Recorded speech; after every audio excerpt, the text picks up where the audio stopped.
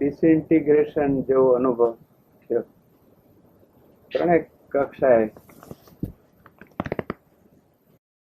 વડીલ હતા એટલે બધા બાળકો વગેરે જે કંઈ મોટો પથારો હતો 3 વર્ષનો, એ બધું છૂટું પડી જવાનું અનુભવ. પછી એક શરીરના તલ ઉપર જે કે એનું આપેલું સેલ વગેરે હોય એ બધું વર્કિંગ બધું, અને એક માનસિક તલ ઉપર પણ દાખલા તરીકે એને જે કંઈ સંસ્કાર વગેરે આપ્યું હોય, માન્યતાઓ આપી હોય, ધર્મ શ્રદ્ધા આપી હોય, જે કંઈ વિચારો વગેરે લીધા હોય એ બધું ખોટું પડી જતું હોય, બધું ડિસકન્ટિન્યુ એવું જતું.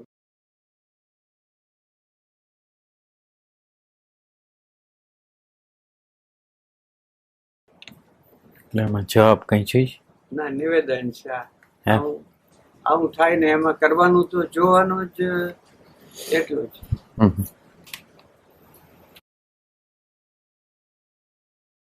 કોષો કે છે હું આપણું કોક જાય એટલે આપણામાં થોડુંક મરે એવો અનુભવ. ક્યાં ક્યાં તારે અનુભવ થયો, શું શું અનુભવ થયો? એક બાર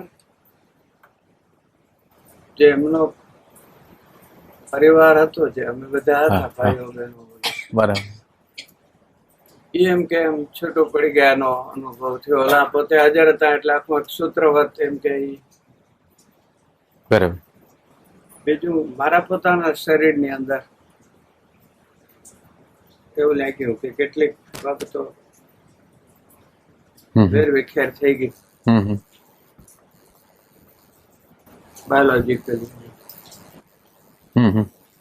બાયોલોજીકલી જુદું એક વ્યક્તિ વહી ગયા એટલે થોડુંક મેં પણ ખોયું કાંક એવું થયું. બરાબર. ત્રીજું મનોવૈજ્ઞાનિક. એટલે આમ મૃત્યુ છે ને જીવન સાથે સંબંધ છે. મૃત્યુ છે, મૃત્યુ શબ્દ બોલીએ એટલે એનો અર્થ એમ છે જીવન છે. એટલે જીવન જે દેખાતું જે વ્યક્ત જીવન હોય એ વ્યક્ત જીવનનો અંત, વ્યક્ત જીવનનો અંત એ મૃત્યુ. મૃત્યુને સમજતા પહેલા જે જીવન હોય છે એ જીવન શું છે એમ આપણે પ્રશ્ન કરી છીએ કે આપણને સાયકોલોજીકલ દુઃખ થાય છે, કોઈ આપણી વ્યક્તિ વયું ગયું છે એનું આપણને દુઃખ થાય છે, પણ જીવન પોતે શું છે? જીવન પોતે શું છે અને જીવન એવી કેવી રીતે જીવાય કે જેમ ગરુડ ઉડ્યાન કરતું હોય અને આકાશની અંદર કોઈ છાપ ન પેદા કરે. એટલે જીવન છે એવી વસ્તુ છે કે જ્યાં છાપ પેદા ન કરે. અને આપણું જે જીવન છે એ છાપો રાખે છે, અવશેષો રાખે છે. એટલે કોઈ આપણને કોઈ પ્રકારે વ્યવહાર કરે, ચાહે આદર કરે, ચાહે પ્રતિકૂળતાથી વર્તે, ચાહે કોઈ દુઃખના પ્રસંગો આવી મળે, તો જે પ્રસંગો આવી મળે છે એને એ સમયે યોગ્ય પ્રત્યુત્તર આપી શકતા નથી.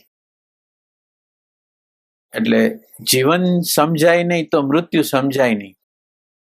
એટલે જેમાં આ લોકો કંપની વાળા ને બધા લોકો હોય ને એના દરરોજના હિસાબ કિતાબ કરતા હોય, આજનો હિસાબ આટલો ઉધાર, આટલું આટલું જમા, દરરોજનો હિસાબ કિતાબ પૂરો કરી દે એટલે એનો બધું ક્લિયર હોય. એમ આપણા જીવનનો જે હિસાબ કિતાબ હોય છે એ આપણે હિસાબ કિતાબ પૂરો કરતા નથી. મારો અત્યારે અપમાન કોઈ કર્યું તો અપમાન કર્યું એટલે મારી અંદર એનર્જી નથી કે સમગ્ર એનર્જી હું લગાડીને અત્યારે હિસાબ કિતાબ પૂરો કરી દઉં. એટલે સમગ્ર હિસાબ કિતાબ પૂરો નથી કરી શકતો એટલે શું થાય? એના અવશેષ પડે છે. અને અવશેષ છે એ એક પ્રકારનો ઘા છે, એક પ્રકારનો રોગ છે. અને પછી આપણને એમ થાય કે આ પ્રકારે જવાબ દીધો હોત તો સારું હતું, આ પ્રકારે જવાબ દીધો હોત તો સારું હતું. એટલે બધી વસ્તુ અધૂરી અધૂરી રહી જાય છે. જીવન છે એ એના પ્રત્યુત્તર જ્યારે યોગ્ય સમયે યોગ્ય રીતે આપવો જોઈએ આપણે આપી શકતા નથી.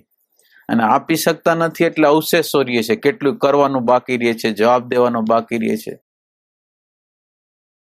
એટલે આ જે અવશેષો બાકી રહે છે, જુદા જુદા પ્રકારના અવશેષો છે. પછી એની અંદર કામના છે, લોભ છે, રાગ છે, હિંસા છે, ઘૃણા છે. આ બધા અવશેષો બાકી રહે છે ને અવશેષો છે એ આગળ જાય છે. અને એ અવશેષો છે, હવે આ અવશેષો બધા તો રહી ગયા છે અને જીવન છે પૂરું થવા આવ્યું છે. જીવન પૂરું થઈ ગયું અને અવશેષો રહી ગયા છે. એટલે અવશેષો રહી ગયા છે એટલે હવે એ આગળ એની સિલક આગળ જશે.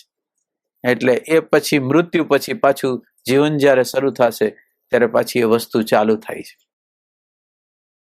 એટલે હવે આપણે આ મૃત્યુના જે સંદર્ભને જે સમજવાનો છે, એટલે મૃત્યુનો અર્થ એટલો જ થયો કે જે મારી ઈચ્છાઓ, વાસનાઓ, કામનાઓ ને યોગ્ય રીતે હું પ્રત્યુત્તર નથી આપી ગયો, એટલે એક પિંડ બંધાણો છે અને એ પિંડ છે બીજા જન્મે આગળ વધે છે. એટલે મૃત્યુ છે એ અંત નથી. મૃત્યુ છે એ વચ્ચેની સ્થિતિ છે કે જેમાં અત્યારના કર્મના જે અણુપરમાણુ છે એ અત્યાર પૂરતા પૂરા થઈ ગયા. જેવી રીતે રાત પડે ને આપણા આજના પૂરતા કર્મો પૂરા થઈ જાય અને આપણે સુસુપ્તિમાં વયા જાય, એ આ રૂટીન સુસુપ્તિ છે. અને આ લાંબા ગાળાની 60-70 વર્ષ પછીની સુસુપ્તિ છે. એટલે આ સુસુપ્તિની અંદર શું થાય છે કે કોઈ મૃત્યુ તો પામતું નથી. મૃત્યુ કોઈ રીતે કોઈ પામતું નથી. આ પંચમહાભૂતનો દેહ આમે જ રહે છે, તો આત્મા છે જે હોવાપણું છે એ એમ જ રહે છે, અને સૂક્ષ્મ શરીર એ પોતાના કર્મ અનુસાર ગતિ કરે છે. એટલે હવે આ ત્રણ વસ્તુ થઈ ગઈ. પંચમહાભૂતનો દેહ આમે જ છે. બીજું આત્મતત્વ તો ક્યાંય જાતું જ નથી, એટલે આત્મતત્વ ત્યાં પડ્યું જ છે. અને એની અંદર જે અણુ પરમાણુનો જે દેહ બનેલો હોય છે એ અહીંયા કર્મના જે અણુ પરમાણુ ખલાસ થઈ ગયા. જે ભાડે રહેતો હતો આ ઘરની અંદર, એ હવે ભાડું પૂરું થઈ ગયું એટલે એ બહાર નીકળી ગયો. એટલે બહાર નીકળી ગયો એટલે પછી એના પછીનું એક જીવન શરૂ થાય.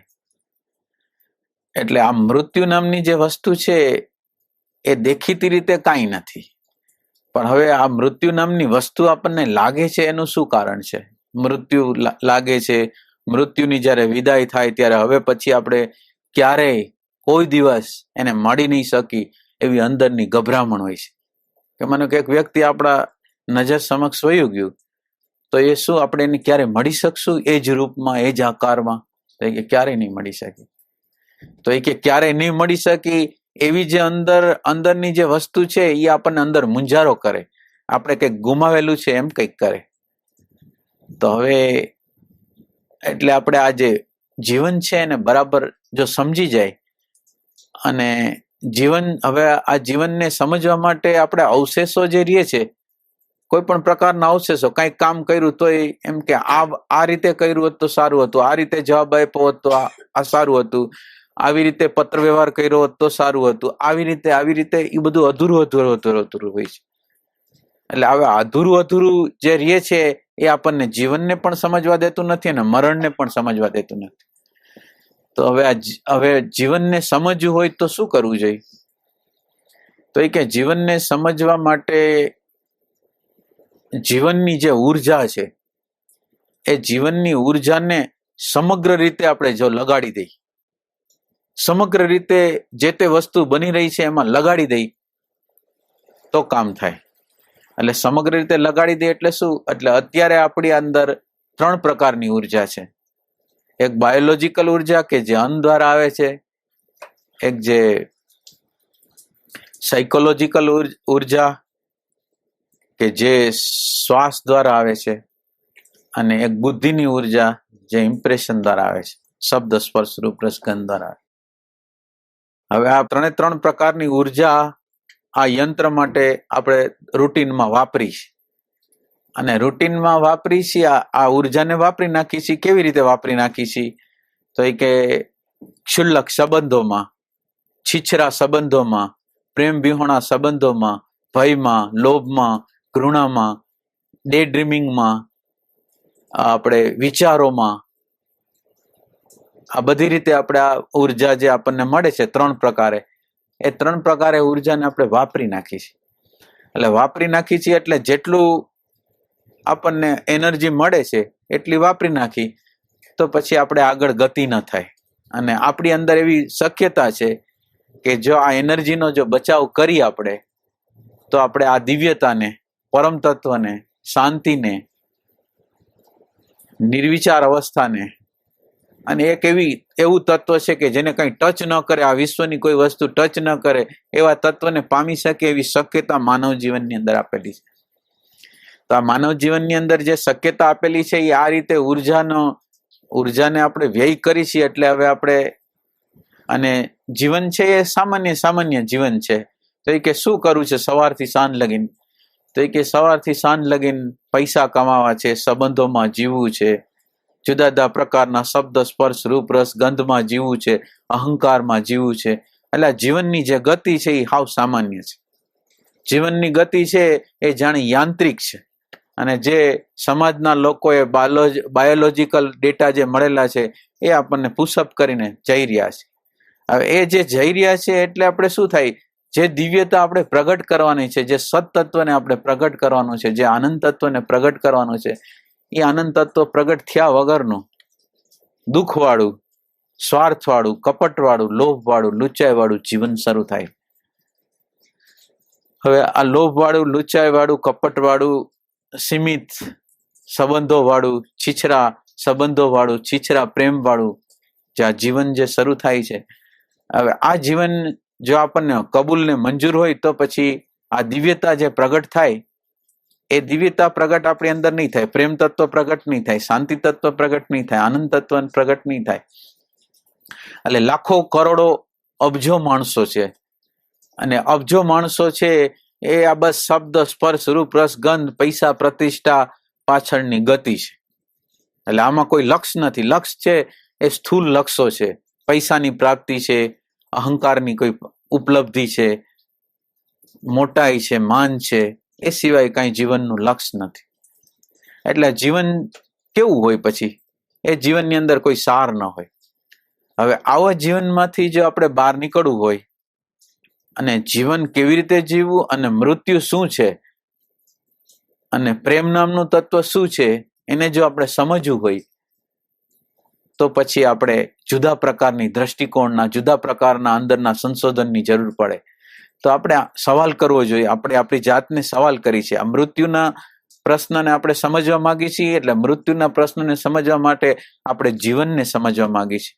અને જીવનની અંદર એવો પ્રશ્ન કરવા માંગીએ છીએ કે પશુ, પક્ષી, કીટ, પતંગ જે રીતે જીવન જીવે છે, આહાર, નિંદ્રા, ભય, મૈથુન, બાળકો પેદા કરીને છેલ્લે અંત પામે છે, ખાવું, પીવું, સૂવું, બસ આટલું કામ છે.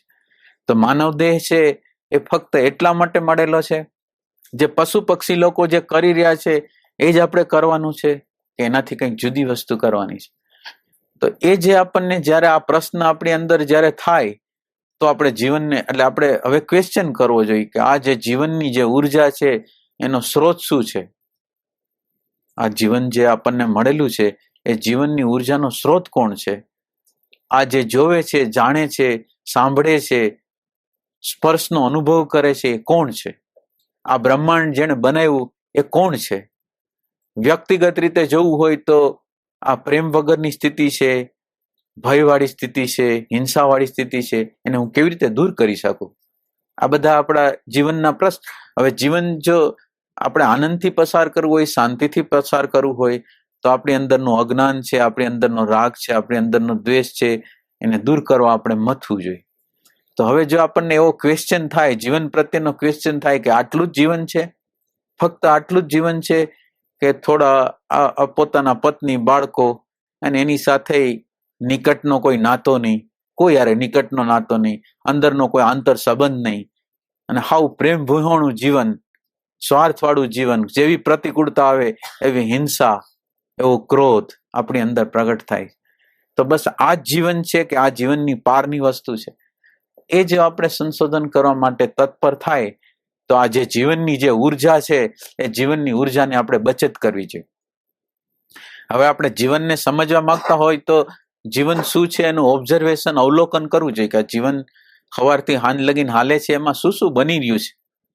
જેમ એક મકાન હોય, એક ઘર હોય, અને ઘરની અંદર કોઈ વ્યક્તિ આવે છે, જાય છે, તો એની આપણને ખબર તો હોય કે આ વ્યક્તિ આની અંદર આવી, આની અંદર બહાર ગઈ. એમ આપણા અંતઃકરણની અંદર કઈ કઈ વસ્તુ આવે છે, અંદર કેવા કેવા પ્રકારની કામનાઓ, કેવા કેવા પ્રકારની ઈચ્છાઓ, કેવા કેવા પ્રકારની વસ્તુ આપણી અંદર દાખલ થાય છે, તો એ કે આપણને ખબર નથી. અને ખબર નથી એનું કારણ શું થાય કે જીવન સાથે આપણું તાલમેલ નથી. જીવન છે એ પ્રતિક્ષણે વર્તમાનમાં છે અને આપણે ભૂત અને ભવિષ્યમાં છીએ. એટલે આપણે અંદર મેમરી છે. એટલે હવે આપણને એવો પ્રશ્ન થાય કે આપણે આમાંથી બહાર નીકળી જવું છે, તો આપણે આ જીવન ઉર્જા છે ને બચત કરી, અને ખોટી જગ્યાએ જ્યાં જ્યાં વેસ્ટ થાય છે ત્યાંથી આપણે બચત કરી. તો હવે આપણી ઉર્જા વેસ્ટ ક્યાં થાય છે? એટલે આપણી ઉર્જા જો વેસ્ટ થતી બચે તો આપણી અંદર એવી શક્યતા થાય કે આપણે અંદર જે બની રહ્યું છે ને જોઈ શકીએ. અત્યારે આપણી અવસ્થા એવી છે કે જે અંદર બની રહ્યું છે, બહાર બની રહ્યું છે પ્રકૃતિની અંદર, એની ખબર નથી. અને એની ખબર નથી એનું કારણ શું થાય? ઉર્જા જ નથી. ઉર્જા એવી છે જ નહીં કે જેથી હું વર્તમાનમાં જીવી શકું, એટલી મારી આગળ ઉર્જા નથી. અને ઉર્જા નથી એનું કારણ શું છે? તો એ કે હું નેગેટિવિટીમાં વાપરી નાખું છું. પછી સામાન્ય સંબંધોમાં, કોઈના લગ્ન, કોઈ એટલે ન જવું એમ નહીં, લગ્નમાં, મરણમાં, કોઈ ફંક્શનમાં, કોઈ પાર્ટીમાં હું મારા જીવનને વ્યસ્ત રાખું છું. કોઈ ટીવીમાં, કોઈ ટેપમાં હું વ્યસ્ત રાખું. એટલે મારી જે જીવન ઉર્જા છે એને હું વાપરી નાખું છું. એટલે હવે સામાન્ય વસ્તુમાં હું વાપરી નાખું તો ઊંચું જે કામ છે એ મારાથી થાય નહીં. એટલે ઊંચું કામ કરવું હોય તો સામાન્ય વસ્તુ જે આપણા જીવનની અંદર હોય ને એમાંથી આપણે ઉપર ઉઠવું જોઈએ, ને એમાંથી જે ઉર્જાનો જે વ્યય થતો હોય ને એને બચાવવો જોઈએ. તો પેલી રીતે આપણે વાત કરીએ તો નેગેટિવિટીમાં આપણી ઉર્જા બહુ થઈ જાય છે. નેગેટિવિટી આપણા જીવનનો સામાન્ય સ્વભાવ છે. અનુકૂળતા હોય ત્યાં લગીને બધું પોઝિટિવ હોય છે. પ્રતિકૂળતા જ્યારે આવે ને એટલે નેગેટિવિટી પ્રગટ થાય. એટલે આ નેગેટિવિટી છે એને આપણે વ્યક્ત ન કરીને તો ઘણા પ્રકારની ઉર્જા છે એની બચત થઈ જાય. બીજું, જે આપણે સતત રીતે વિચારની ધારા, નિરંતર વિચારની ધારા સતત કોન્સ્ટન્ટ હાલે છે. હવે કોન્સ્ટન્ટ હાલે છે, જેમ અત્યારે આ લાઇટ હાલે છે, એસી હાલે છે, હાલવાની જે પ્રક્રિયા છે એના દ્વારા એનર્જી વપરાય છે, સતત કોન્સ્ટન્ટ એનર્જી વપરાય. એવી રીતે વિચાર સતત કરે છે એટલે કોન્સ્ટન્ટ રીતે એનર્જી વપરાય છે. તો આ જે એનર્જી જે વપરાય છે એ એનર્જી જો આ જગ્યાએ વિચારો થિંકિંગમાં જો વાપરશું તો આપણે ઊંચા કામમાં, જે આપણે સત્યને, જે આપણે પ્રેમ તત્વને, આનંદ તત્વને, શાંતિ તત્વને પ્રાપ્ત કરવું છે, પ્રગટ કરવું છે, એ પ્રગટ નહીં થાય. તો આ થિંકિંગ જે વસ્તુ છે ને એ થિંકિંગને અટકાવવા માટેની જે પ્રોસેસ છે, એટલે થિંકિંગ એટલે ભૂત અને ભવિષ્ય, એને અટકાવવા માટેની પ્રોસેસ છે એ કાં આપણે શ્વાસમાં ગોઠવી દઈ, કાં નાભીમાં ગોઠવી દઈ, કાં નામ સ્મરણમાં ગોઠવી દઈ. તો આ થિંકિંગની જે ચેનલ છે ને એ થિંકિંગની ચેનલ કટ થઈ જાય, અને નામ સ્મરણમાં થાય એટલે અમુકની એનર્જી છે એનો બચાવ થાય. એટલે આ થિંકિંગમાં છે, થિંકિંગમાં આટલી એનર્જી જાય છે, એનો જો આપણે વ્યય ન કરવો હોય તો એને આપણે વર્તમાનની અંદર, શ્વાસની અંદર યોજવી જોઈએ કે જેથી એનર્જી વેસ્ટ ન થાય. પછી બીજો પ્રશ્ન, બહુ મોટો પ્રશ્ન એવો હોય છે બધા લોકોને, પોતાના ઘરમાં રહેતા હોય છે અને એમ લાગે છે કે આપણા ઘરના લોકો આપણને સમજી શકતા નથી, આપણે આજુબાજુના લોકો જે કામ કરી છે એ લોકો આપણને સમજી શકતા નથી. એ કમ્પ્લેન અંદર જોરદાર રીતે પડેલી હોય છે અને એનો અસંતોષ બહુ હોય છે, અને એની જે ઉર્જા છે એ બહુ જાતી હોય છે. તો હવે એની ઉર્જા જે જાય છે એ જો આપણે પ્રેઝન્ટ મોમેન્ટમાં રહેતા હોય તો આપણે પેલા બીજા લોકો આપણને સમજે પેલા આપણને સમજવાની જરૂર છે કે આપણે, આપણું મન, આપણી બુદ્ધિ, આપણો અહંકાર કેવો છે અને આપણી પ્રકૃતિ કેવી છે એને સમજવાની જરૂર છે. બીજા લોકો તો સમજે પણ આપણે જ આપણને સમજ ન હોય તો શું થાય?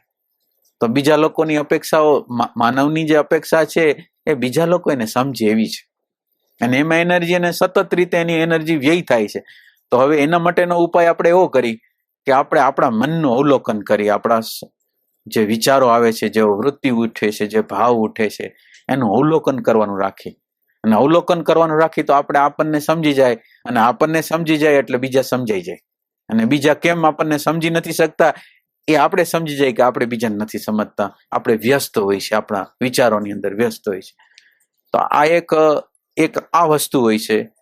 બીજી જે આપણે એનર્જી જે વેસ્ટ થાય છે એ વાતોમાં કેટલા, એટલે બિનજરૂરી શબ્દો, બિનજરૂરી, તો એક એમાં જાય છે. અને બીજી ઇમ્પ્રેશન ફૂડ છે. ઇમ્પ્રેશન એટલે જોવાનું નથી, ત્યાં જોઈ નાખી છે, સાંભળવાનું નથી, સાંભળી રાખી છે, એના દ્વારા ઉર્જાનો વ્યય થાય છે. તો આ બધા ઉર્જાનો જો આપણે વ્યયને જો અટકાવી શકીએ તો આપણે આ જીવન જે છે એને સમજી શકીએ. તો એના માટે આપણે એક ઉપાય કરવાનો છે કે એનર્જીને બચાવવા માટે, એનર્જી ભૂત ભવિષ્યમાં જાય છે, દિવા સપનામાં જાય છે, વિચારોમાં જાય છે, નેગેટિવિટીમાં જાય છે. આ બધાનું એક જ કારણ છે, અને ઈ વૃત્તિ અને વિચાર સાથેનું તાદાત્મ્ય છે.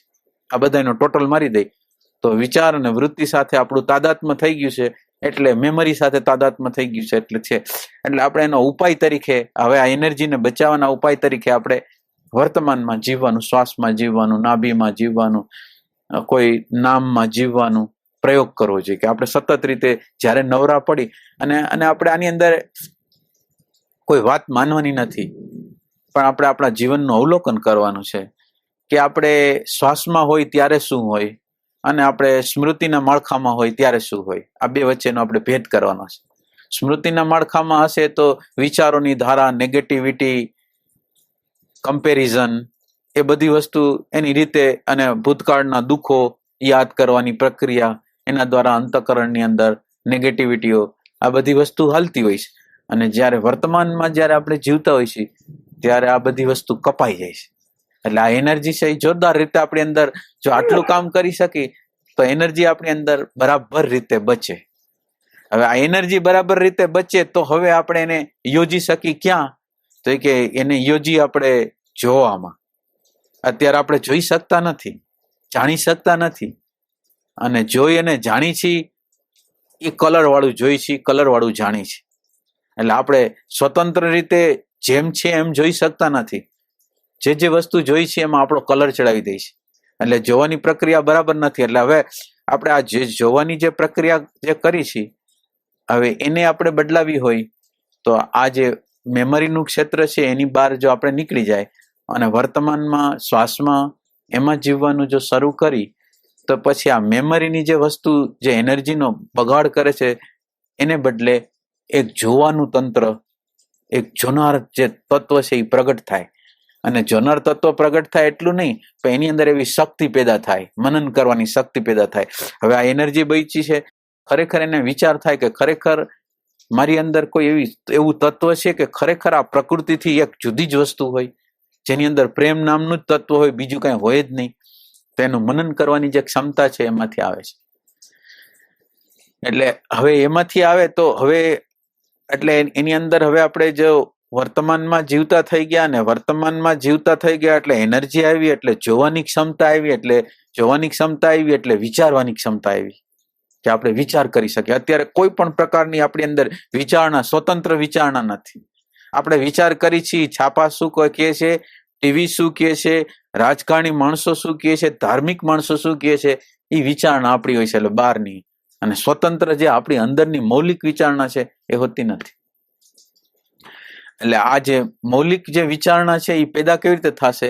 તો એ કે જોવાની પ્રક્રિયા આપણે જો કરવાનું શરૂ કરશું અને આ એનર્જીની જો બચત થશે, તો એ એનર્જીની બચત થશે, એ વિચાર કરી શકશે કે ખરેખર આ જગતની અંદર કેટલા તત્વો છે, તત્વો કેટલા છે, અને એ તત્વોની અંદર હું કયા તત્વમાં છું.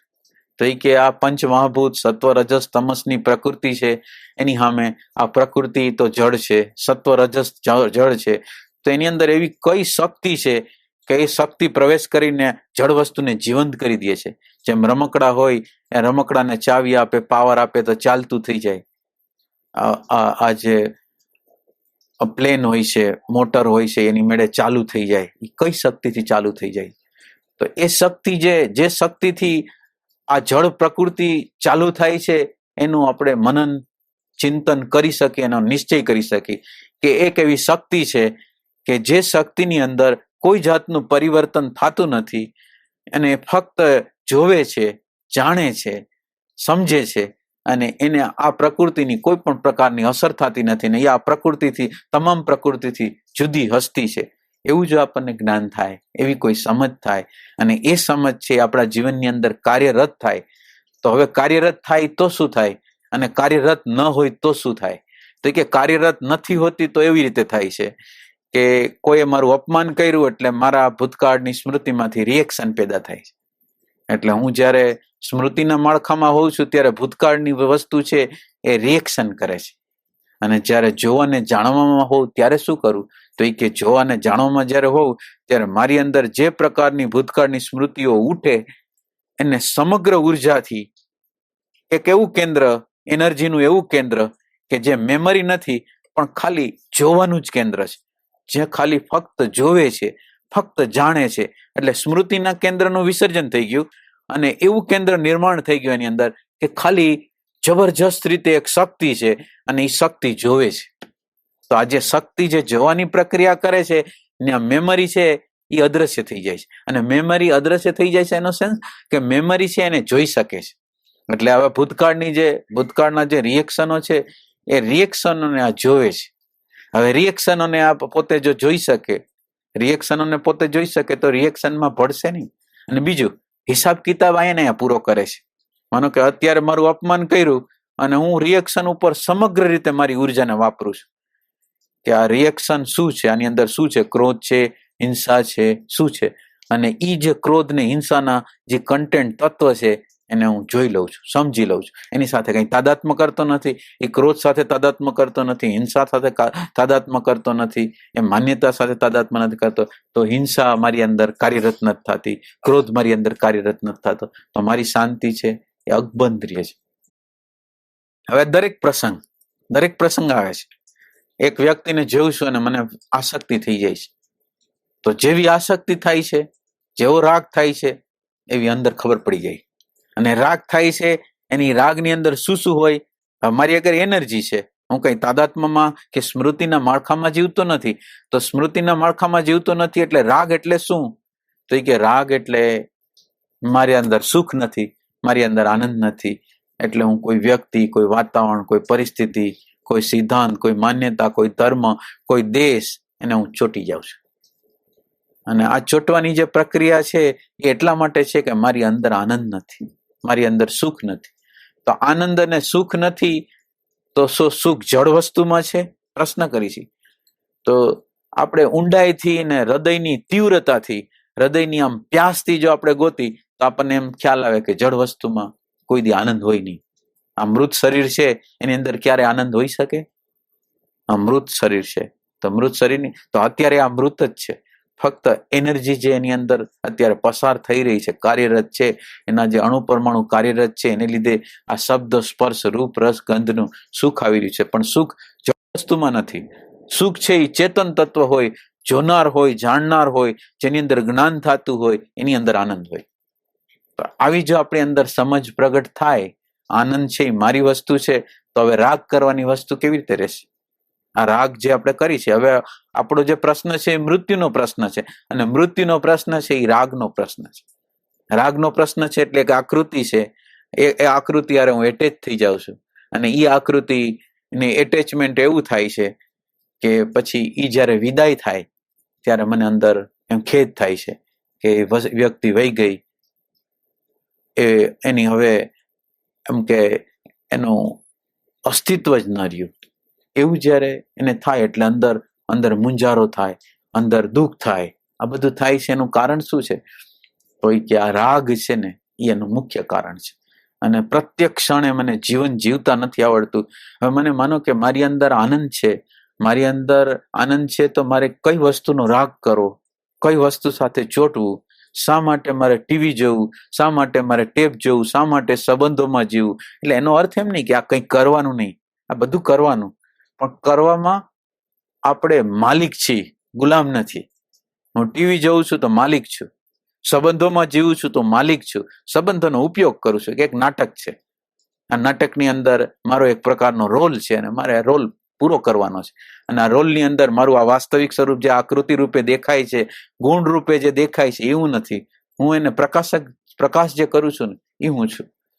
તો હવે આપણે જ્યારે જીવી છીએ ત્યારે એવી જગ્યાથી જીવી છીએ કે જેની અંદર આ આકૃતિ જે છે અને ગુણ છે, એ આકૃતિ અને ગુણની પાછળ જે તત્વ પડેલું છે ને એ તત્વનું દર્શન હું જો આ રીતે જીવું તો એ તત્વનું દર્શન કરું તો હું વ્યક્તિને ન ચોટું, એના ગુણને ન ચોટું.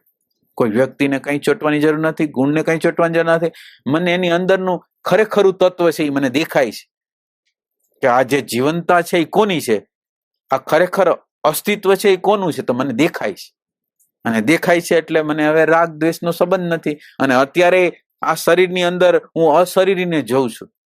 તો હવે આ શરીરમાં અશરીરીને જોતા હો તો હવે કોઈનું મૃત્યુ થઈ જાય તો તમને શું થાય?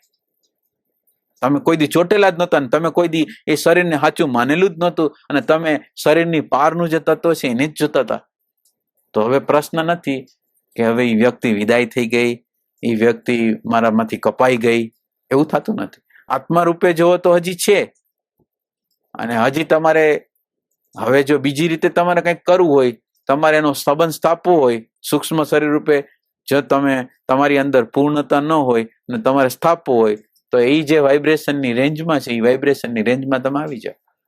તમે હવે આ સૂક્ષ્મ વાઇબ્રેશનની રેન્જમાં આવી જાઓ તો અત્યારે એ આપણા અહીંયા જ છે. જે મરેલી વ્યક્તિ છે એ આ જગ્યાએ જ પડેલી છે, બીજી કોઈ જગ્યાએ નથી. અને એનું જીવન અહીંયા જ છે. અને ફક્ત આપણે એની રેન્જમાં નથી. આનું જે વાઇબ્રેશનની જે રેન્જ છે એ રેન્જમાં નથી, એટલે આપણને એમ લાગે કે ક્યાંક ભાગી ગયું. અહીંયા જ છે, આ જ જગ્યાએ. કોઈ જગ્યા કરતા કોઈ બીજા કોઈ લોકમાં વહી ગઈ નથી ને અહીંયા જ છે. અને અહીંયા છે પણ આપણે કોન્ટેક્ટ કરવાની આપણી આવડત નથી. અને બીજું, મૃત્યુ પામે છે, એ મૃત્યુ પામે છે એમાં જે આપણને દુઃખ થાય છે, વિષાદ થાય છે, એ આપણે કંઈક આપણે ગુમાવ્યું છે, કંઈક એનો લાભ છે એ આપણે ગુમાવ્યો છે, એ સ્વાર્થ છે. એટલે આપણે અંદર ઊંડાઈથી જો જોશું ને તો જે વ્યક્તિ ગઈ છે ને એના અમુક લાભો હવે મને મળવાના નથી, એટલા માટે આપણને થાય છે. એટલે હવે આપણને લાભ નથી મળવાના, એટલે એનો અર્થ એમ છે કે મને સ્વાર્થ છે. એ જ્યારે ફાધર હતા તો મારું બધું ધ્યાન રાખતા હતા, મધર હતા તો મારું આ પ્રકારનું ધ્યાન રાખતા હતા, એટલે હું રહું છું એટલા માટે રહું છું કે આ વ્યક્તિ ગઈ, હવે મારી આ જરૂરિયાતને કોણ પૂર્ણ કરશે. એટલે એ રેફરન્સથી આપણે લગભગ આપણું જે હોય છે એ રેફરન્સથી હોય છે એક. અને બીજું, મૃત્યુ પામી ગયા ને આપણે આપણા વિચારમાં વ્યસ્ત છીએ કે અરે રે મારો વિભાગ વયો ગયો, હવે હું એને કેવી રીતે મળીશ, કેમ કરીશ. પણ હવે જે મૃત્યુ પામી ગયું છે, અને મૃત્યુ પામી ગયું છે ત્યાં કોઈ એને ઓળખીતા નથી, કોઈ કરતા કોઈ વ્યક્તિ એને ઓળખતી નથી. અને ઓળખતી નથી ત્યાં મદદ કરવાની વાત આવે તો મદદ કરવા માટે આપણે હજી તો વ્યસ્ત છીએ. એ વ્યક્તિ વહી ગઈ છે એના રોવામાં વ્યસ્ત છીએ, એને કેટલી મારી જરૂરિયાત પૂરી કરતી એના સ્વાર્થમાં વ્યસ્ત છીએ. પણ મરી ગયેલી વ્યક્તિ એકલી ગઈ છે અને એને અત્યારે મદદની જરૂર છે, તો એ મદદ માટે આપણે તૈયાર છીએ? એને જીવન એવી રીતે જીવા છે કે એની અંદર સ્થૂલતાથી જીવન જીવા છે. હવે બને કે એની કોઈ ઈચ્છા વાસનાઓ કંઈક રહી ગઈ હોય તો એને આપણે હેલ્પ કરી શકીએ, તો એ વિચાર કઈ આવતો નથી કોઈને. એટલે સ્થૂલ રીતે બધાએ મૃત્યુ પામી જાય એટલે થોડી વાર માટે રુદન કરે, 12 દિવસ 13 દિવસ 15 દિવસ હાજરી પુરાવે. અને હાજરી પુરાવાની પ્રક્રિયા, કોઈ ધૂન બોલાવવાની પ્રક્રિયા, કોઈ દાન કરવાની પ્રક્રિયા એને આત્મસંતોષ આપે કે મેં મારા એના માટે કંઈક કરી નાખ્યું. પણ આ બધી સ્થૂલ વસ્તુ છે એને કંઈક કામ નહીં કરે. ડાયરેક્ટ રીતે એનો કોન્ટેક્ટ કામ કરે, અમુક અંશમાં કામ કરે, પણ એમ કે ડાયરેક્ટ રીતે આપણે કોન્ટેક્ટ કરી નથી શકતા. ને ડાયરેક્ટ રીતે કોન્ટેક્ટ કરી નથી શકતા એનું કારણ શું છે કે આપણે પ્રેમનું તત્વ આપણી આગળ નથી. એટલે આ બધી સમસ્યાનો જો ઉકેલ કરવો હોય તો જીવન પ્રતિક્ષણે જે જીવાય છે, મેમરીમાં જીવાય છે, એની જગ્યાએ આ વર્તમાનનો જે પ્રકાશ છે, જોવાનો પ્રકાશ છે, જોવાનું જ્યારે કેન્દ્ર પૂર્ણ રીતે આપણી અંદર પ્રગટ થાય ને, જોવાનું કેન્દ્ર કોઈક વખત પ્રયોગ કરવા જેવો છે. કોઈ વખત આપણને અપમાન થઈ જાય અને આપણું અપમાન થઈ ગયું છે અને સમગ્ર રીતે આપણું અંતઃકરણ રિએક્શનમાં છે, અને એ વખતે તમે જોરદાર રીતે તમારી એનર્જી છે ને એ જોવામાં વાપરો. જોવામાં વાપરશો, બરાબર વ્યવસ્થિત રીતે એને વાપરશો તો ઓલાને એનર્જી મળે છે ને એ એનર્જી મળવાનું બંધ થઈ જશે, અને એની જગ્યાએ જોનાર છે એનો પ્રકાશ છવાઈ જશે. જોનારનો પ્રકાશ છવાઈ જશે એટલે બધી વસ્તુની ખબર પડશે, જ્ઞાન થશે, સમજ થશે, અન્ડરસ્ટેન્ડિંગ થશે. એટલે આપણે જે અત્યારે કરવાનું છે એ આપણી અંદર જોવાનો પ્રેઝન્ટ મોમેન્ટનો પ્રકાશ આપણા અંતઃકરણની અંદર જેટલા અંશમાં વિશેષ પ્રમાણમાં પ્રગટ થાય, એના માટે સતત રીતે શ્વાસમાં, નાભીમાં જીવવાની જે પ્રક્રિયાઓ આપણે કરશું તો જીવન છે એ સમજાશે. જીવન શું છે? જીવન ખાલી દેખીતું છે, જે દેખાય છે એટલું જ છે, એની અંદર જે પ્રકારના ગુણો છે એટલું જ છે કે એની પારનું છે, એ બધી વસ્તુ છે એ સમજાય છે. અને આપણા અંતરના ઊંડાણમાં આ રિએક્શન જ્યારે આપણે નથી કરતા અને રિએક્શનને જોવાની પ્રક્રિયા કરી છે એટલે આપણે અંદરના તળિયામાં જાય છે. અંદર જે તળિયું છે કે જે તળિયાની અંદર સત તત્વ રહે છે, આનંદ તત્વ રહે છે, પ્રેમ તત્વ રહે છે. કારણ કે જે તળિયામાં આપણે ઊંડાણમાં જઈ નથી શકતા એનું કારણ શું છે? તો કે આપણું જીવન જે છે છીછરું છે. રિએક્શન, મેમરી છે એ રિએક્શન છે, એ છીછરી વસ્તુ છે, બહારની વસ્તુ છે, ડેડ વસ્તુ છે, મરેલી વસ્તુ છે, જીવંત વસ્તુ નથી. હું ભૂતકાળ દ્વારા જે કાર્ય કરું છું એ મરેલી છે, અને મારી અંદર આ જે વર્તમાન છે એ જીવંતતા પેદા કરે છે. એટલે જેટલા અંશમાં આપણી અંદર આ પ્રકારની જીવંતતા પેદા થતી જશે એમ આ જીવન છે એનું મૂળ અંદર જે છે, બહારના ઉપરના પડો જે છીછરા પડો છે, રિએક્શનના પડો છે, એને જેમ ભેદતા જશું ને એમ અંદર જે શાંતિ પડેલી છે, આનંદ પડેલો છે, જે તત્વને કોઈ પણ પ્રકારની પ્રકૃતિની નાની સરખી પણ અસર થાય નહીં એવું તત્વ જે છે એ અંદર પડેલું છે, એ અંદર આપણે જાતા જઈએ. પણ આ જવાની પ્રક્રિયાનો અર્ક જે છે એ એટલો જ છે કે આ જે મેમરી જે ભૂતકાળ ને ભવિષ્ય દ્વારા જે રિએક્શનો કરે છે, એ રિએક્શન જ્યારે કરે છે એ વખતે સંપૂર્ણ એનર્જી છે. આ જે કાર્ય જો લોકો કરે ને એ આ જીવનને બરાબર પામી જાય, મૃત્યુને પામી જાય અને પ્રેમ તત્વને પણ પામી જાય. અને એના માટે સતત રીતે સવારથી સાંજ લગીને સતત રીતે આમાં જીવન, આ મેમરીને બદલે પ્રેઝન્ટ મોમેન્ટમાં જોવામાં સતત રીતે એનર્જીને જો જવા દઈએ તો પછી બહારની પરાધીનતા, બહારની ગુલામી, બહારના કોઈ સર્જન વિસર્જન, સર્જનનો આનંદ, વિસર્જનનું દુઃખ, એ બધામાંથી આપણે પાર થઈ જાય. સર્જન વિસર્જન આખી જે પ્રક્રિયા છે એ સર્જન વિસર્જનની અંદર ઉત્પત્તિ થાય, સ્થિતિ થાય, પ્રલય થાય. એક પડદો હોય ને પડદાની અંદર પિક્ચર શરૂ થયું, મધ્ય ભાગ આવ્યો અને અંત થઈ ગયો, કાંઈ પડદાને કાંઈ થયું નથી. એમાં જ્યારે આપણો આધાર ઉપર નજર વહી જાય છે ને, અસ્તિત્વ ઉપર નજર વહી જાય છે ને, તો ઉત્પત્તિ જે થઈ છે ને એમાંય અસ્તિત્વ દેખાય છે, સ્થિતિ થાય છે એમાંય અસ્તિત્વ દેખાય છે, પ્રલય જે થાય છે અસ્તિત્વ. એટલે આ ત્રણેય વસ્તુ તો પેરીફરીમાં છે, પરિધિમાં છે, પણ અંદરના મૂળમાં જે છે એ વસ્તુ અપરિવર્તનશીલ છે, અમર વસ્તુ છે, એને કાંઈ થયું નથી. અને અત્યારે જો આપણે આ અમર વસ્તુ સાથે કનેક્શન કરી શકીએ તો આ જીવનમાં કાંઈ બનતું જ નથી અને કાંઈ બનશે નહીં. એટલે નથી બનતું એ અસ્તિત્વમાં કાંઈ બનતું નથી, અને મન, બુદ્ધિ, ચિત્ત, અહંકારની અંદર બધું બની રહ્યું છે. એટલે હવે આપણી નજર દ્રષ્ટિ છે એ બે રીતે જઈ શકે. અંતઃકરણની અંદર જાય અને અંતઃકરણની અંદર તાદાત્મ્ય કરે તો એને આ જગત, રાગ, દ્વેષ અને બીજી વસ્તુ કરે કે એના આધાર ઉપર એની નજર વહી જાય તો એની અંદર શાંતિ છે, આનંદ છે, પ્રેમ છે, એ બધી પ્રતીત થાય.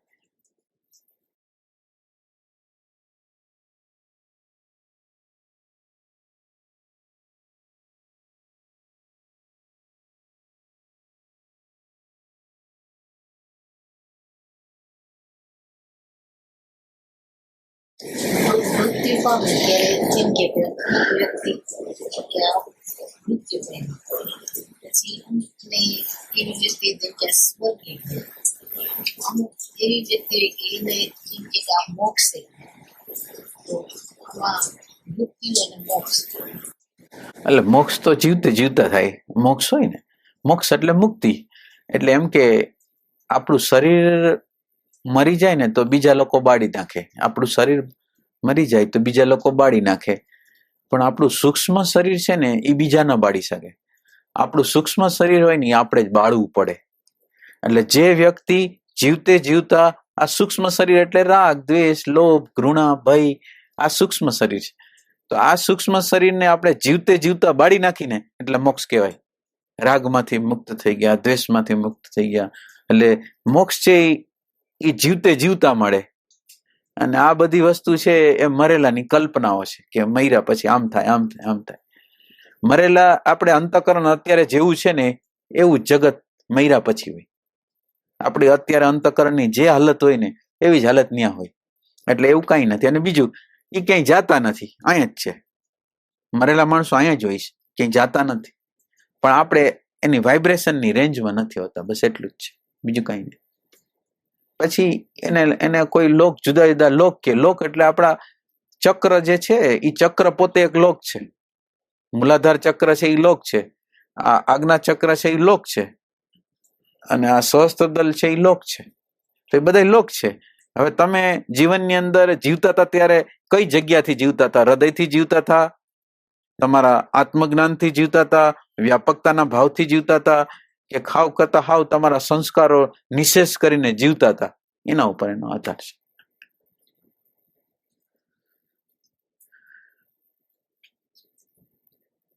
એટલે પિંડમાં છે એ જ બ્રહ્માંડમાં છે. પિંડ છે એટલે 7 લોક કીધા, તો આપણા 7 ચક્ર છે એ આ લોક સાથેના કનેક્શનમાં છે એમ. અને એ પાછું અહીંયા જ છે, પાછું જુદી જગ્યાએ નથી કે હવે એ ક્યાંક મરી ગયા એટલે કોઈ આઘા વયા ગયા, એવું નથી, અહીંયા જ છે. પણ એની જે ફ્રીક્વન્સી હોય ને જુદી હોય એમ.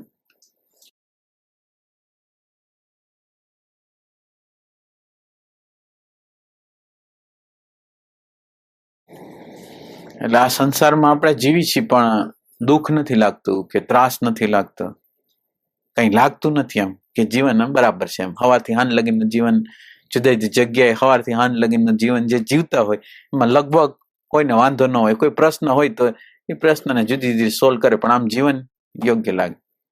એટલે ઓછો એક દ્રષ્ટાંત આપતા કે એક સંત હતા, અને એ સંત એવું કઈક કામ કરે અને જેલમાં વહી જાય વારે વારે. એટલે બધા લોકો કે તમે કેમ વારે વારે આ બધું કરીને જેલમાં જાઓ છો? એ કે આ લોકો જે છે ને એ ઘણા વર્ષથી જેલમાં છે, એટલે એને મુક્તિ શું કહેવાય, ખરેખર આપણું સ્વતંત્ર ઘર છે એ ક્યું કહેવાય, બહારની હવા કેવી કહેવાય, એને ખબર નથી. એટલે હું એનો સંદેશો પહોંચાડવા જાઉં છું. એટલે સંતોની જે દ્રષ્ટિ છે ને એ આપણને બતાવ્યા રાખે કે અહીંયા બંધનમાં છે, અહીંયા બંધનમાં છે, અહીંયા બંધન. ત્યારે તો આપણને ખબર પડે કે આપણે બંધનમાં છે. આપણી અંદર રાગ છે, આપણી અંદર દ્વેષ છે, આપણી અંદર પ્રેમ નથી, આપણી અંદર લોભ છે, લુચ્ચાઈ છે. એ બધી વસ્તુ જે ખબર પડે, એનો સંદેશો મળે, એ આમ જનરલ સંદેશો આપણે નથી. જનરલ તો આપણે આપણી જાતને વ્યવસ્થિત માની છે, પણ આ કોઈ દ્રષ્ટિ આપે ને આપણે એ અરીસામાં જો આપણે જોઈ શકીએ તો આપણને એમ લાગે કે આપણામાં કંઈક છે, મેળવવા જેવું કંઈક છે, પ્રાપ્ત કરવા જેવું કંઈક છે. ત્યારે સત્સંગ દ્વારા એમ ખબર પડે કે આમ કરવા જેવું. તો મરી જાય પછી એને મુક્તિ છે એમ કરે, બરોબર? તો એનું નવું પિંડ બંધાય ને કર્મ અનુસાર. હા, કર્મ અનુસાર બંધાય પિંડ. એટલે આપણા જીવતા પિંડ તો બંધાતા જ હોય છે. તમે દાખલા તરીકે બાળપણના તમને જે અનુભવ થયા છે, 5 વર્ષમાં થયો છે, 10 વર્ષમાં થયો છે, તો એનું રેકોર્ડિંગ થઈને અત્યારે તમારે પિંડ રૂપે તમારી અંદર પડેલું જ છે. 5 વર્ષનું, 10 વર્ષનું, 15 વર્ષનું. એટલે આ મેમરી હોય, મેમરી આગળ આગળ જાતી જાય. અને મેમરીની અંદર જે મેમરીની અંદર તમે પ્રેઝન્ટ મોમેન્ટમાં આવી જાઓ ને, એ મેમરી તમારું એસેન્સ બને. પ્રેઝન્ટ મોમેન્ટમાં તમે આવી જાઓ ને, એ એસેન્સ બની જાય. બાકી ઓલી બધી યાદી ના રહે એમ.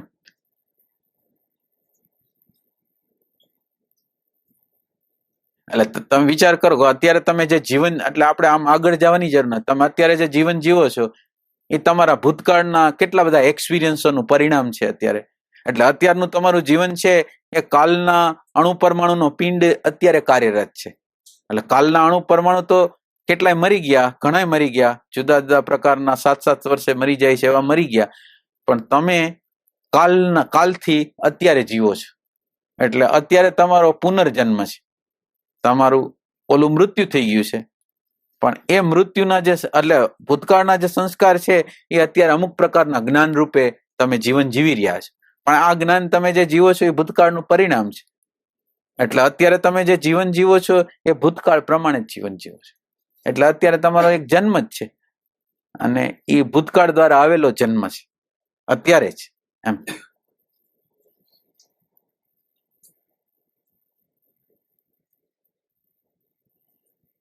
અને લગભગ આપણે શીખતા જ નથી, એટલે પછી અમુક એજ પછી તો શીખવાની પ્રક્રિયા તો સંપૂર્ણ બંધ હોય. એટલે ભૂતકાળ જ કાર્યરત હોય અને ભૂતકાળના વલણોને મજબૂત કરતા હોય અને આપણાથી વિરુદ્ધના વલણો હોય તો એનો અસ્વીકાર કરતા હોય. બસ આ જ જીવનની રીત હોય. એટલે એ આપણું ભૂતકાળ છે, એ જ અત્યારે આપણને જન્મ આપીને આવા બનાવી દીધા છે. જેવા છીએ, જેવા નેચર વાળા છીએ, એવા અત્યારે બનાવી દીધા. એવું જ મૃત્યુ પામી પછી થાય.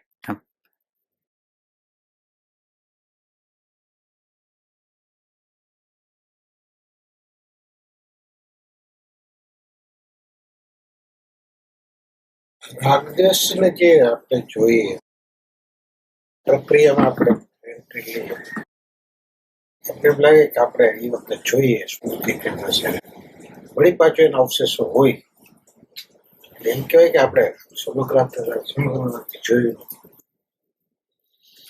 એટલે આપણે ક્વેશ્ચન એવી રીતે પૂછવો જોઈએ. જો આપણે ઊંડાણમાં જવું હોય ને તો ક્વેશ્ચન એવી રીતે પૂછવો જોઈએ કે ખરેખર આપણે અંદર રાગ દ્વેષને કાઢવા માંગી છીએ. પહેલા પ્રશ્ન એવો છે, ખરેખર રાગ દ્વેષને કાઢવા માંગી છીએ કે નહીં? હવે આપણે આ રાગ દ્વેષની વાતો, મોક્ષની વાતો, આત્માની વાતો એટલે આ બધી બહારથી આવેલી છે. પેલી વસ્તુ આપણે આમ વ્યવસ્થિત રીતે આપણે આ સત્સંગના માધ્યમ દ્વારા આપણે અરીસામાં આપણે જોશું, સત્સંગના દ્વારા, કે આપણે શું કરી રહ્યા છીએ. માનો કે કોઈ સત્સંગ કહે છે, કોઈ સંત કહે છે કે તમારે રાગ દ્વેષથી પાર થવું જોઈએ, તમારે મુક્તિ મેળવવી જોઈએ, તમારે આત્માને મેળવવો જોઈએ, પ્રેમ તત્વને પ્રગટ કરવું જોઈએ. આ બધી બહારના ઇન્ફોર્મેશન, જેમ સમાજે ઇન્ફોર્મેશન પૈસા પ્રતિષ્ઠાની આપી, બાયોલોજીકલ રીતે કામ ક્રોધ આપ્યો, એવી રીતે આ મેટર આપણી અંદર આવે. એટલે આપણે રાગ દ્વેષને કાઢવામાંથી ઇન્ફોર્મેશન છે, અને ઇન્ફોર્મેશન દ્વારા આપણે રાગ દ્વેષને કાઢવામાંથી એટલે જાય નહીં. કારણ કે આ આપણું મૌલિક દર્શન નથી, આ આપણે આંખે દેખેલી વાત નથી કે રાગ છે એ ભયંકર વસ્તુ છે, દ્વેષ છે એ ભયંકર વસ્તુ છે, એનો મેં સાક્ષાત્કાર નથી કર્યો. મને ઇન્ફોર્મેશન આવી છે, અને ઇન્ફોર્મેશનમાં થોડું આ વાત કરે એટલે પછી એના ત્રાસો હોય એ મનોમય રીતે મને દેખાય, રાગના દ્વેષના મનોમય દેખાય. પણ આ બધી વસ્તુ બહારથી આવેલી છે, અને બહારથી આવેલી છે એટલે કાર્યરત ન થાય. તમે કોઈ વ્યક્તિએ કીધું છે અને તમે સંશોધન કરો એક, અને તમારા સ્વતંત્ર રીતે તમે સંશોધન કરો એ બીજી વસ્તુ છે. અને આ એક પોઈન્ટ છે કે જેની અંદર આપણે ઇમિટેશન દ્વારા મુક્તિ તરફ, રાગ દ્વેષને દૂર કરવા તરફ જાય છીએ, કે ખરેખર મેં રાગનો સાક્ષાત્કાર કર્યો છે, દ્વેષનો સાક્ષાત્કાર કર્યો, વર્તમાનમાં જીવન, વર્તમાનની પલને જોતા જોતા સાક્ષાત્કાર કર્યો છે, અને મને એમ થાય છે કે આમાં જીવવા જેવું નથી. એટલે જે પોઈન્ટ છે ને, આમાં એક પોઈન્ટ છે ને, પ્રેમનો પોઈન્ટ છે. આ રાગ દ્વેષ આપણા લગભગ લોકોના પ્રશ્ન એવા હોય છે કે રાગ જાતો નથી. હવે 10 વર્ષ થયા હોય, 20 વર્ષ થયા હોય, 30 વર્ષ થયા હોય, અને બધા લોકો એમ કહે છે કે અમારા રાગ દ્વેષ જાતા નથી. તો રાગ દ્વેષ જાતા નથી તો આટલો જ પોઈન્ટ યાદ રાખવાનો કે આપણી અંદર કાં પ્રેમનું તત્વ ખૂટે છે, અને એ પ્રેમના તત્વની ચિનગારી વ્યવસ્થિત રીતે જાગશે નહીં. અને પ્રેમની ચિનગારી જ્યારે આ રાગના આખા માળખાનું અવલોકન કરીને એની ભયંકરતાને ખબર નહીં પડે, તાપની ખબર નહીં પડે, તો પછી એ જવાનું નથી. તમે જોઈ શકશો, રાગને જોઈ શકશો, દ્વેષને જોઈ શકશો, જાશે નહીં. એટલે પેલું આપણે ઈમાનદારીથી પ્રશ્ન કરવા માંગી છીએ, ખરેખર મારા અંતરતમથી, સમગ્રતાથી હું એને કાઢવા માંગુ છું? એ આપણે આપણી જાતને સવાલ કરવાનો છે. અને જો ખરેખર ઈમાનદારીથી પૂછશું ને તો આપણે એને કાઢવા માંગતા નથી. એટલે આપણને જે અત્યારે પ્રકાશો થાય છે ને, એ પ્રકાશો આગળ વધતા નથી. તમે આટલું કરી શકો છો, રાગ દેખાય છે, દ્વેષ દેખાય છે, પણ તમારું મૂલ્યાંકન ક્યાં પડ્યું છે? માનો કે આ વ્યવહાર આવ્યો, તો વ્યવહારની અંદર મૂલ્યાંકન ક્યાં પડ્યું છે? તો કે ભૌતિક વસ્તુ ઉપર જ પડેલું છે, અહંકાર ઉપર જ પડેલું છે, માન્યતા ઉપર જ પડેલું છે. તો આ જે સ્થિતિ છે ને, હિપોક્રસી છે. અને હિપોક્રસી કોન્શિયસલી નથી, અનકોન્શિયસલી છે. આપણને ખબર નથી કે આપણે દંભ કરી છે. એટલે વસ્તુ જે કરવાની છે એ આ કરવાની છે, આપણે ઈમાનદારીથી, નકર હાલવું જ નથી. આપણને આ સંસારમાં રહેતા કોણ રોકે? આપણી સ્વતંત્રતા છે. અને મારે કઈ રાગ દ્વેષને કાઢવા નથી, મને નડતા ન હોય તો. અને મને નડતા ન હોય ત્યાં લગીને તમે ન કાઢો ને, નડે પછી કાઢો ને, તો એનું પરિણામ બહુ સરસ આવે. એટલે એટલે આ વસ્તુ છે ને તમે, અને એનું ટેસ્ટિંગ ક્યાં છે? તમારા વ્યવહારમાં છે. હવે તમે માનો કે તમે રાગદ્વેષ કાઢવા અત્યારે ધ્યાન કરો ને રાગદ્વેષ કાઢવા આવ્યા, અને હમણાં કંઈક ઓફિસરે કંઈક આડું અવડું કર્યું, કોઈ ઓફિસના કોઈ માણસે કે આપણા કોઈ સગા સંબંધી આડું અવડું કર્યું, તો આપણે કઈ મેટરમાં અટવાઈ જવાના છે? તો કે એ રાગદ્વેષની મેટરમાં જ અટવાઈ જાય. તો હવે એ ઓલું આપણે અહીંયા બેઠા હતા ધ્યાન કરવા ત્યારે એમ કે રાગદ્વેષ કાઢવા છે ને અત્યારે તો એ કે આ બેઈમાની છે. એટલે કે આ આપણું લક્ષ નથી, આ તો ખાલી આપણો ભ્રમ છે, અથવા તો આપણે આપણી જાતને છેતરી છે, એ ટાઈપે છે. એટલે મુખ્ય મુદ્દો છે ને પ્રેમનો મુદ્દો છે. પછી એનો પ્રકાશ એનો આપોઆપ પ્રકાશ થાય છે.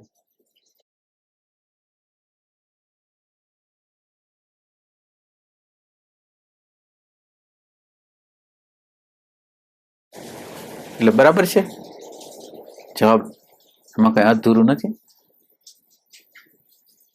એટલે લગભગ લોકોનો જે એટલે સવાલ બધા લોકો બિચારા ઘણા લોકો હાલેહો જ છે, પણ હાલે છે એટલે ધ્યાન કરે છે ત્યારે એક લક્ષ, વ્યવહાર કરે છે એટલે બીજું લક્ષ. તો ધ્યાન અને વ્યવહાર એ બે જુદી વસ્તુ નથી. આધ્યાત્મ અને વ્યવહાર બે જુદી વસ્તુ નથી. વ્યવહારની અંદર પ્રેમનું તત્વ જાળવતા જાળવતા જીવન જીવવું પડે. હવે તમે વ્યવહારની અંદર એમ કહો કે ના આધ્યાત્મ અહીંયા ન હોય, અહીંયા તો આપણે તો જૂઠું બોલવું પડે, તો જૂઠું બોલવું, કપટ કરવું પડે, કારણ કે નકર તો આ દુનિયામાં આપણે જીવી ન શકીએ. બધા માણસો બાના કાઢે છે, તો એ વસ્તુ સાચી નથી.